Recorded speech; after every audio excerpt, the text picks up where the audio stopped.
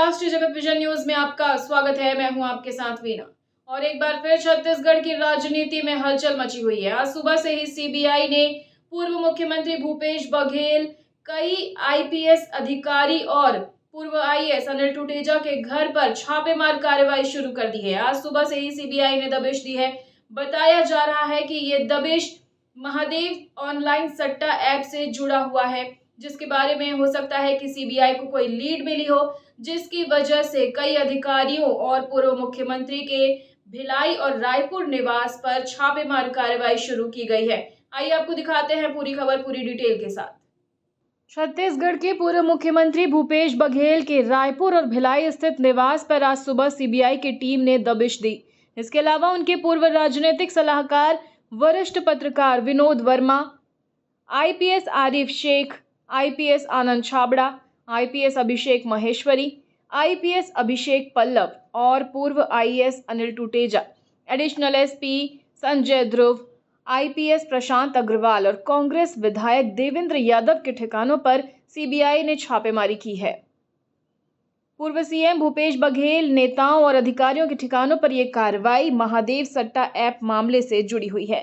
CBI कार्रवाई पर भूपेश बघेल की प्रतिक्रिया सामने आई है, जिसमें भूपेश बघेल ने इस कार्रवाई पर प्रतिक्रिया देते हुए एक्स यानी कि ट्विटर पर पोस्ट किया है कि अब सीबीआई आई है। उन्होंने बताया कि आगामी 8 और 9 अप्रैल को अहमदाबाद में होने वाली एआईसीसी की बैठक के लिए गठित ड्राफ्टिंग कमेटी की मीटिंग के लिए आज पूर्व मुख्यमंत्री भूपेश बघेल को दिल्ली जाने का कार्यक्रम है। उससे पहले ही सीबीआई रायपुर और भिलाई निवास पहुंच चुकी है।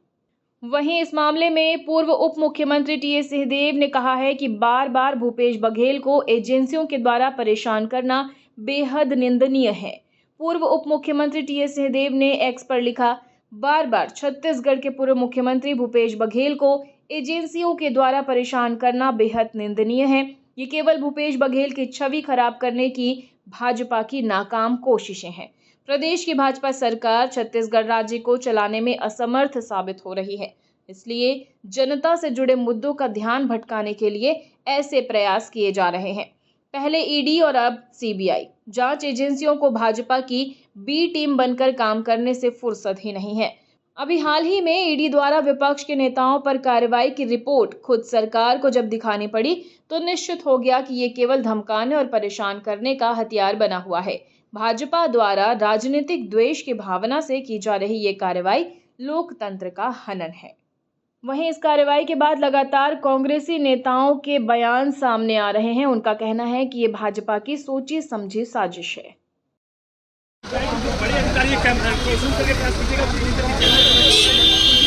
बड़े अधिकारी है, वो तमाम लोग यहाँ पर पहुंचे हुए हैं। और फिलहाल खबरों में इतना ही। अपडेटेड रहने के लिए हमारे चैनल को सब्सक्राइब कर लीजिए। नई खबरों के नोटिफिकेशन के लिए बेल आइकन जरूर दबाइए। नमस्कार।